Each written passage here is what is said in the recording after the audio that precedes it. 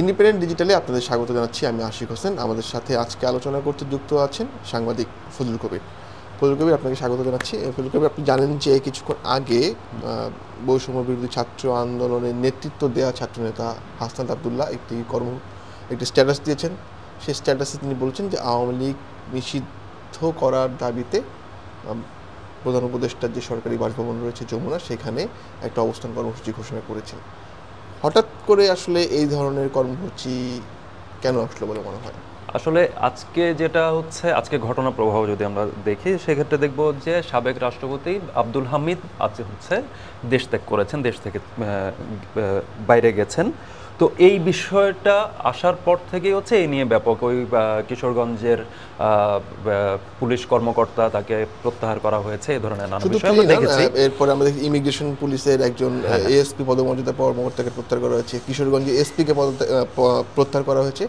পাশাপাশি এই আব্দুল হামিদের বিরুদ্ধে যে হত্যা মামলাটা ছিল, সেই হত্যা মামলার যিনি তদন্ত কর্মকর্তা তাকেও প্রত্যাহার করা হয়েছে এবং এসবির একজন কর্মকর্তাকে প্রত্যাহার করা হয়েছে। সেক্ষেত্রে কিন্তু আমরা বলতে পারি যে এইটার একটা পদক্ষেপ কিন্তু নেওয়া হয়েছে। আমি এই প্রসঙ্গে আসছি, তার আগে যেটা যে এই আব্দুল হামিদের চলে যাওয়া, এইটাকে আসলে এটা আসার পর থেকেই হচ্ছে আমরা দেখেছি যে দুপুরের দিকে হাসনাত আবদুল্লাহর একটি স্ট্যাটাস আমাদের চোখের সামনে এসেছে। সেই সময় তিনি একই টোনের এক ধরনের বক্তব্য দিয়েছেন। তারপর মাহফুজ আলমের একটা বক্তব্য আমরা পেয়েছি, যেখানে হচ্ছে ছাত্রদের আসলে অংশীদারত্ব আসলে কতটুকু পর্যন্ত আছে বা এটা আসলে কতটুকু পর্যন্ত থাকা উচিত, এই মর্মের এক ধরনের বা তাদের মধ্যে যে এক ধরনের বিচ্ছিন্নতা তৈরি হচ্ছে কিনা, এই ধরনের কিছু প্রশ্নের উদয় হয়েছে।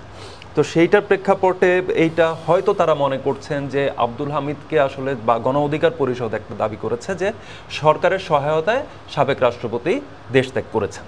তো এই যে দাবি বা এটা কিন্তু অভিযোগ, সরকারের বিরুদ্ধে অভিযোগ, এই অভিযোগের প্রেক্ষাপটেই আসলে বলতে হবে যে হাসনাত আবদুল্লাহ এই ধরনের একটা অবস্থান নিয়েছেন যে আওয়ামী লীগকে সরাসরি হচ্ছে নিষিদ্ধ ঘোষণা। তারা অনেকদিন ধরেই বিভিন্ন সময় এই দাবি উত্থাপন করেছেন, বিভিন্ন সময় নানা বক্তব্যে এটা আমরা দেখেছি, নানা কর্মসূচিও দেখেছি।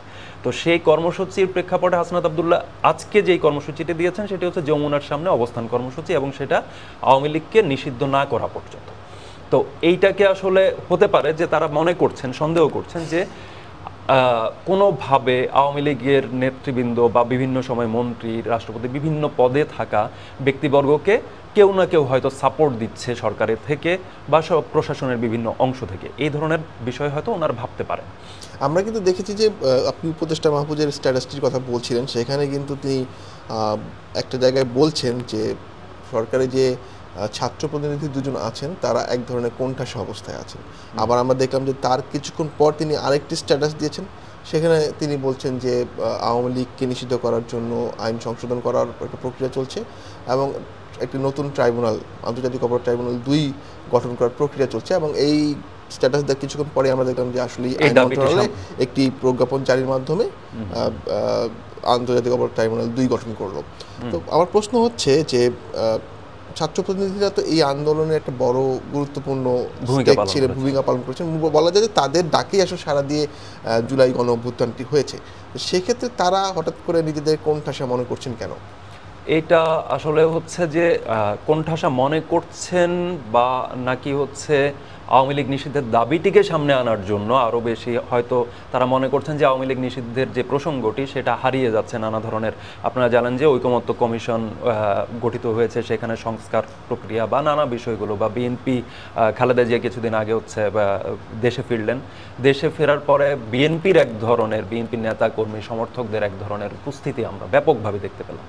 সো এই জায়গাগুলো হাসনাত আবদুল্লাহকে কিন্তু এখন আমাদের পাঠ করার বিষয়, যেটা হাসনাত আবদুল্লাহকে আমাদের পাঠ করতে হবে। আসলে তিনি এখন আর বৈষম্য বিরোধী ছাত্র আন্দোলনের যেই নেতা হাসনাত আবদুল্লাহ, তিনি তার আইডেন্টিটি আসলে শিফট করেছেন এনসিপির নেতৃস্থানীয় একজন ব্যক্তি হিসেবে।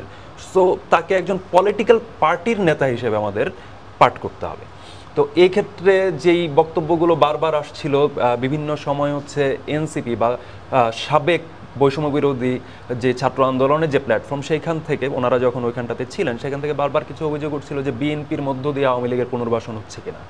আপনি জানেন যে আওয়ামী লীগ নিষিদ্ধের প্রসঙ্গটি যতবার এসেছে, বিএনপি এবং জামায়াত ইসলামীর সাথে আওয়ামী লীগের তীব্র দ্বন্দ্ব, বিএনপির সাথে তীব্র দ্বন্দ্ব, 15 বছর ধরে তাদের মধ্যে এক ধরনের দ্বন্দ্ব ছিল।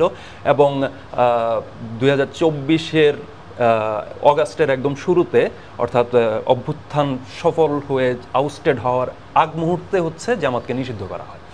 সো ওই ধরনের জায়গায় দাঁড়িয়েও কিন্তু জামাত এবং বিএনপি বারবার বলেছে যে নিষিদ্ধের পক্ষে তারা না।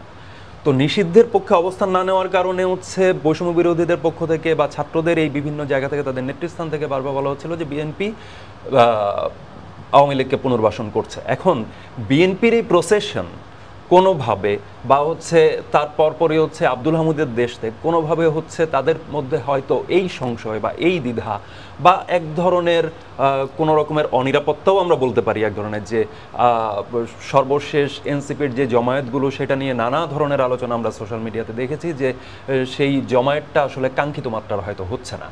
সেটার বিপরীতে বিএনপির জমায়েতকে যদি আমরা দাঁড় করাই, সেটা দেখা যাচ্ছে যে বিএনপি যতটুকু যা তার যে সমর্থক গোষ্ঠী সেটা কিন্তু তার সামনে হাজির করতে পেরেছে। মানুষের ভোগান্তি হয়েছে, এটা সত্য, ভোগান্তি হয় পলিটিক্যাল পার্টিজের এই ধরনের কর্মসূচির ক্ষেত্রে, কিন্তু সেইটা কিন্তু তার এক ধরনের আবার সাউন্ডও ক্রিয়েট করেছে, জনপরিসরে জানান দিয়েছে যে বিএনপি আসলে অর্গানাইজেশন হিসেবে কত বড়, বা এই মুহূর্তে যে দেশের সবচেয়ে বড় অর্গানাইজেশন যে আসলে বিএনপি। তো সেইটার মধ্যে হচ্ছে আওয়ামী লীগ নিষিদ্ধের দাবি বা অগাস্ট বা গেল জুলাই খুব বেশি দূরবর্তী সময় না। সো ওই সময়ে মানুষের যে আওয়ামী লীগের এগেনস্টে যে ক্ষোভটা, সেই ক্ষোভটা কিন্তু এখনও তরতাজা বেশ বলা যায়। সো এইটা কিন্তু আসলে হচ্ছে পলিটিক্যাল একটা কার্ডও, যে আওয়ামী লীগ নিষিদ্ধের দাবি আসলে নতুন করে জনসম্পৃক্ততা তৈরির একটা উপায় হিসেবে বেছে নিচ্ছেন কিনা। আপনি বলছিলেন যে রাশেদ খান, গণ অধিকার পরিষদের সাধারণ সম্পাদক, তিনি আজকে বলেছেন যে আব্দুল হামিদের যে দেশ ত্যাগ, এর পেছনে তিনি অন্তর্বর্তী সরকারকে দায়ী করেছেন এবং বলেছেন যে সরকারের সহযোগিতা ছাড়া এটা আসলে সম্ভব হতো না। আমরা যদি দেখি যে তিনি তো আসলে বিমানবন্দর ব্যবহার করে চলে গেছেন, নিঃসন্দেহে তিনি ইমিগ্রেশন করেছেন, এই প্রক্রিয়াগুলো তিনি মেনটেন করেছেন, নিষেধাজ্ঞা তো ছিল না। সেক্ষেত্রে এর পেছনে আসলে অন্তর্বর্তী সরকারের কোনো দায় আপনি দেখছেন কিনা? না, এটা রুটিন ওয়ার্কের মধ্যে আসলে যদি নিষেধাজ্ঞা থাকতো তাহলে বলা যেত যে নিষেধাজ্ঞা থাকা সত্ত্বেও উনি কিভাবে গেলেন। সেক্ষেত্রে এক ধরনের সম্পৃক্ততার প্রশ্ন হয়তো আনা যেত, বা সেটা খুবই গুরুতর প্রশ্ন হিসেবে সামনে আসতো। সেটা হয়তো তখন গণ অধিকার পরিষদের আলাদাভাবে তোলার ইস্যু থাকতো না, সেটা সাধারণ মানুষই সেই প্রশ্নটাকে তুলতো। কিন্তু যেহেতু নিষেধাজ্ঞা ছিল না, সেহেতু হ্যাঁ মামলা ছিল, হত্যা মামলা ছিল। গেল জুলাইয়ের পর থেকে এখন পর্যন্ত প্রচুর হত্যা মামলা হয়েছে। কিছুদিন আগে হচ্ছে এইটা নিয়ে ব্যাপক আলোচনাও হয়েছে যে হত্যা মামলাকে আসলে বাণিজ্যের জায়গায় নিয়ে যাওয়া হচ্ছে কিনা, কারণ আপনার প্রচুর বিভিন্ন ধরনের অজ্ঞাত আসামির সংখ্যা এত বেশি যে বিভিন্ন সময় এটা নানা ধরনের, আপনি জানেন যে এমনকি হচ্ছে হাসনাত আবদুল্লাহর উপরে হামলার নিয়ে হচ্ছে একজন ক্রিকেটারের বিরুদ্ধেও অভিযোগ তোলা হয়েছে বা মামলায় নাম দেওয়া হয়েছে। এটা নিয়ে এনসিপির পক্ষ থেকে আবার প্রতিবাদ জানানো হয়েছে। তো এই ধরনের ঘটনাগুলো কিন্তু ঘটছে। তো সেইখানে আব্দুল হামিদের এগেনস্টে যেহেতু দেশ থেকে নিষেধাজ্ঞা ছিল না, সেক্ষেত্রে আসলে সরকারকে বা প্রশাসনকে আসলে কতটুকু দায় দেওয়া যায়, এইটা একটা খুবই বড় প্রশ্ন। এটা পলিটিক্যাল স্পিচ হতে পারে, কিন্তু এইটা আসলে খুব বেশি ভ্যালিড পয়েন্টে দাঁড়াতে পারে না। আমরা দেখেছি যে স্বরাষ্ট্র উপদেষ্টা জাহাঙ্গীর আলম তিনি বলেছেন যে এই ঘটনায় যারা জড়িত তাদের বিরুদ্ধে ব্যবস্থা না নেওয়া হলে তিনি নিজেই পদত্যাগ করবেন। এটা কি, এই বক্তব্যটাকে আপনি কীভাবে দেখছেন? এটা কি, কারণ তিনি তো আসলে এই আইন শৃঙ্খলা বাহিনীর দায়িত্ব তো আসলে তিনি তো আসলে ব্যবস্থা তো তিনিই নেবেন যদি নিতে হয়। তো সেক্ষেত্রে এটা কি, এটা এই বক্তব্যটাকে আসলে আপনি কিভাবে দেখেন? এটা কি নিছক একটি মানে এটা অনেকটা রাজনৈতিক বক্তব্য বলতে পারেন, বা এটা অনেকটা হচ্ছে যে একটা বক্তব্য তো দিতে হয় যে এই পজিশনের জায়গা থেকে পদক্ষেপ ওনাকেই নিতে হবে। যদি কারো বিরুদ্ধে ব্যবস্থা নিতে হয় সেটা ওনাকেই নিতে হবে, বা ওনার এই জায়গায় হচ্ছে সম্পৃক্ত থাকতে হবে। সো ওনার জায়গা থেকে ওনার মন্ত্রণালয় বা তার সাথে সম্পৃক্ত ব্যক্তিবর্গের বিরুদ্ধে ব্যবস্থাটা আসলে কে নেবেন, এটা নিছকই আসলে হচ্ছে যে এই ঘটনার পরিপ্রেক্ষিতে ওনাকে কিছু একটা বলতে হবে পাবলিক ফোরামে, সেই জায়গা থেকে হয়তো ওনাকে বলা, বা উনি একটা জানান দিলেন যে আমরা ব্যবস্থা নিচ্ছি।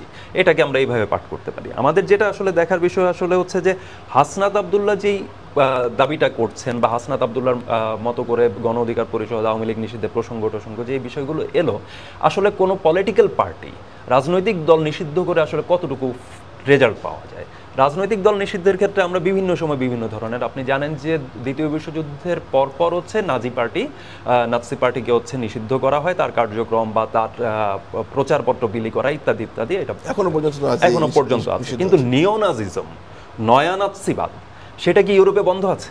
কোনোভাবেই বন্ধ নাই, সেটার সাউন্ড আমরা বিভিন্ন সময় পাই। বরঞ্চ আমরা যদি দেখি যে জার্মানিতে প্রায় 20% মতো বলা হয় যে তাদের মোট ভোটের 20% 20% তারা নিয়ে ফার আসে। রাইটের দিকে যাচ্ছে, এবং সেখানে তারা পুঁজি করছে কি অ্যান্টি ইমিগ্রেন্ট ইস্যুটাকে সামনে আনছে, বা এই ধরনের যে বিষয়গুলো সেটাকে, অর্থাৎ ন্যাশনালিস্ট ফোর্সটাকে। আপনি দেখবেন যে 1971 বাংলাদেশে যদি আমি ঢুকি, 1971 কিন্তু হচ্ছে মুক্তিযুদ্ধের পরে দেশ স্বাধীন হলো, তারপর কিন্তু জামায়াত ইসলামী পাকিস্তান সেটাকে কিন্তু হচ্ছে নিষিদ্ধ করা হয়। কিন্তু জামায়াত ইসলামী বাংলাদেশে এখনো হচ্ছে বাস্তব, হ্যাঁ, এবং বেশ ভালোভাবে বাস্তব। আমরা দেখি তাদের বিভিন্ন কর্মসূচি, দেখি তাদের প্রচারপত্র আমরা পাই বিভিন্ন জায়গায়, তাদের কর্মসূচি বা গণসংযোগ আমরা দেখতে পাই। বা সর্বশেষ হচ্ছে গেল অগাস্টে যখন তাকে নিষিদ্ধ করা হলো, তখনও কিন্তু হচ্ছে সে কিন্তু এখন আর নিষিদ্ধ নেই, সেই কার্ডটা কিন্তু ঘুরে গেল। যারা নিষিদ্ধ করলো তাদের নিষিদ্ধের দাবি নিয়ে এখন কথা হচ্ছে। তো এইটা আসলে কিন্তু বুমেরাং হয় অনেক ক্ষেত্রে। বা হচ্ছে আমি যদি বলি যে এটা বলা যেতে পারে যে জামাত ওইভাবে হচ্ছে ঘোষণা দিয়ে নিষিদ্ধ না হলেও তার নিবন্ধন বাতিল হয়েছিল, 2013-তে বাতিল হয়েছিল, এবং সেখানে একটা কিন্তু পপুলার সাউন্ডকে পুঁজি করেই কিন্তু তখন আওয়ামী লীগ সরকার সেইটা হচ্ছে এই নিবন্ধনটা বাতিল করে। তাতে কত বছর, এখন তো 2025, 12 বছরের ডিফারেন্সে, এক যুগেরও কম সময়ের ভেতরে কিন্তু জামায়াত ইসলামী বের হয়ে এলো সেখান থেকে। আমি যদি ওইটাকে ধরি হচ্ছে এই নিবন্ধন বাতিলকে যদি আমি কার্যত নিষিদ্ধ ধরি, অর্থাৎ নিষিদ্ধ না কিন্তু নিষিদ্ধের মতো একটা বিষয় যদি ধরি, তাহলে জামাত কিন্তু রিভাইভ করলো। বা বিএনপি 2014-র পর থেকে যে ইলেকশনগুলো, সেখানে তার কার্যক্রমে বাধা ছিল, নেতাকর্মীদের বিরুদ্ধে প্রচুর মামলা ছিল।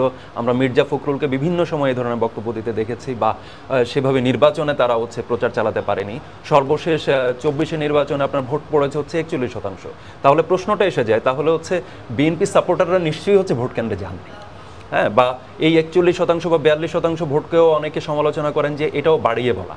আমি যদি ধরিও যে 42% ভোট পড়েছে, তাহলেও আমরা বলতে পারি যে বিএনপি বা জামাতের ভোটাররা আসলে যাননি। তো বিএনপি জামাতের ভোটাররা যাননি মানে হচ্ছে তারা কিন্তু ওই বেজ লাইনে বসেছিলেন। তারা যে বসেছিলেন তার বড় প্রমাণ তো খালেদের যে দেশে ফেরার পরে হচ্ছে এই যে বিরাট প্রসেশনটা হলো, সেটার মধ্যে দিয়ে প্রমাণ হয়ে গেছে বিএনপি নিশ্চিহ্ন হয়নি। তার মানে আপনি কোনো পলিটিক্যাল পার্টিকে আলটিমেটলি এইভাবে হচ্ছে নিষিদ্ধ করতে পারেন না। ঠিক এই কারণেই কি বিএনপি আওয়ামী লীগকে নিষিদ্ধের করার বিষয়টা জনগণের উপরই ছেড়ে দিচ্ছে বারবার? বারবার বলছে যে আপনার একটা পলিটিক্যাল পার্টিকে অকার্যকর করা মানে, আসলে পলিটিক্যাল পার্টি কাজ করে কাকে নিয়ে? জনগণ নিয়ে। তার একটা ভোটার বেস থাকে, তার সমর্থক গোষ্ঠী থাকে, তার একটা ইডিওলজি বেস যদি হয়, তাহলে তার ইডিওলজিক্যাল একটা গ্রাউন্ড থাকে যেটা সে প্রচার করে। তো এই ইডিওলজিক্যাল গ্রাউন্ডে যখন হচ্ছে আপনি প্রচার করছেন, সেই ইডিওলজিক্যাল গ্রাউন্ডের সাথে যদি আমি একমত না হই, বা সেই ইডিওলজি যদি হচ্ছে নেক্সট টু ডাই, প্রায় মরমর দশায় গিয়ে থাকে, তাহলে সেই পলিটিক্যাল পার্টিস কখনো ওয়ার্ক করে না। আপনি মিশরের ক্ষেত্রে যদি আপনি দেখেন, মিশরে কি হয়েছে? মিশরে হচ্ছে হোসনি মোবারক কিন্তু মুসলিম ব্রাদারহুডকে ব্যান করে রেখেছিল, নিষিদ্ধ করে রেখেছিল। সেই মুসলিম ব্রাদারহুড কিন্তু মিশরের ক্ষমতায় এসেছিল হোসনি মোবারকের পতনের পর।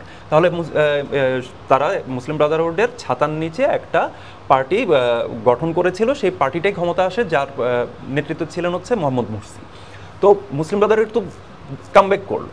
বা তিউনিশিয়া আন্নাহাদা নিষিদ্ধ ছিল, বেন আলী তাকে নিষিদ্ধ করে রেখেছিল, আন্নাহাদা ব্যাক করেছে। তো এখন এই যে গ্রাউন্ডগুলো, এই গ্রাউন্ডগুলো আসলে ওয়ার্ক করে এইভাবে। আপনি আবার দেখেন ইন্দোনেশিয়ায় কমিউনিস্ট পার্টি নিষিদ্ধ করলো, সেই কমিউনিস্ট পার্টি কিন্তু কামব্যাক করতে পারেনি। অন্যদিকে আমরা যদি দেখি যে মুসলিম লীগ পাকিস্তান নিষিদ্ধ হয়নি, কিন্তু সেই মুসলিম লীগ কিন্তু সময়ের সাথে সাথে নিজেরাই তার আদর্শ ম্লান হয়ে গেছে, মানুষের সাথে আবেদন হারিয়েছে, সে কিন্তু বিলীন হয়ে গেছে, সে কিন্তু নাই। তো এখন আওয়ামী লীগের আমরা যদি গেল বেশ কিছু নির্বাচনের যদি হিসাব আমরা দেখি, বিএনপি আওয়ামী লীগ দুটার যেই ভোটার পার্সেন্টেজ, সেটা হচ্ছে 30%-এর অ্যাভাব।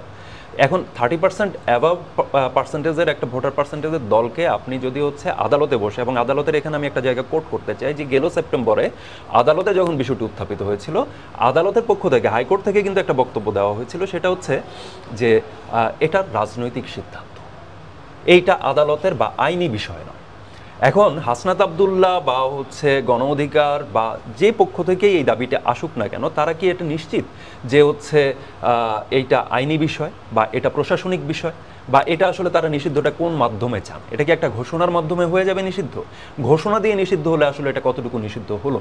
নাকি আপনি আওয়ামী লীগের ভেতরে যে একনায়কতন্ত্রের যে বৈশিষ্ট্যগুলো ছিল, আপনার চাওয়া তো হচ্ছে আসলে ওই একনায়কতান্ত্রিক যে বৈশিষ্ট্যগুলো সেটাকে নিষিদ্ধ করা, বা সেই চর্চাটাকে নিষিদ্ধ করা। সেই চর্চা নিষিদ্ধ করতে হলে এমন প্র্যাকটিস অর্থাৎ ডেমোক্রেসি কখনো আনডেমোক্রেটিক ওয়েতে আসে না। ডেমোক্রেসিতে হচ্ছে ডেমোক্রেটিক ওয়েতে যেতে হয়। আপনি গণতান্ত্রিক একটি রাষ্ট্র কায়েম করবেন এবং সেখানে হচ্ছে কোনো কোনো অংশকে হচ্ছে ব্যানিংয়ের মধ্য দিয়ে বা নিবন্ধন বাতিল, যেটা জামাতের ক্ষেত্রে ঘটেছিল, একইভাবে সমালোচনার যোগ্য সেই জিনিসটা, যে কোনো কিছু এইভাবে ব্যান করে আপনি যাবেন যেটা আপনি হচ্ছে ক্ষমতায় থাকার কারণেই আসলে করছেন বা ক্ষমতায় আপনার প্রভাব আছে বলেই করছেন, সেইটা করলে হয় কি সেটা আলটিমেটলি হচ্ছে ব্যাকফায়ার করার যথেষ্ট সংখ্যা থাকে। কারণ সেইটার বেসটা রুটে থেকে যায়। রুটে থেকে গেলে তার যে এই নিষিদ্ধ হওয়া, অর্থাৎ মানুষ কিন্তু আসলে হচ্ছে যে পীড়িত হয়, যে নিপীড়নের শিকার হয়, শিকারের পাশে থাকতে এক ধরনের মানসিকভাবে সংযোগ বোধ করে।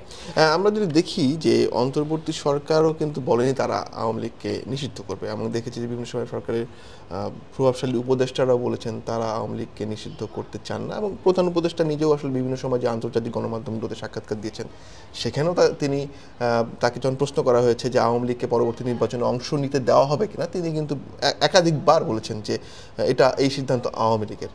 তো এটার পেছনের মানে এই জায়গাটা প্রধান উপদেষ্টা বলি বা সিনিয়র সরকারে থাকা সিনিয়র যে উপদেষ্টা যারা আছেন তারা বেশ পরিষ্কার এই জায়গাটায়। তারা একটা কথা বলছেন যে এইটা যেমন হচ্ছে নিষেধাজ্ঞার বিষয়ে তারা কোনো ধরনের মন্তব্য, কেউ হয়তো বিরত থাকছেন, কেউ সরাসরি বলছেন যে নিষিদ্ধের রাস্তায় হাঁটবো না, কিন্তু একই সঙ্গে বলছেন যে বিচারটা হতে হবে। ফোকাসটা কিন্তু আসলে ওখানে, যে মানুষ মারা গেছে, মানুষ আহত হয়েছে, মানুষ আক্রান্ত হয়েছে, এটা তো সত্য।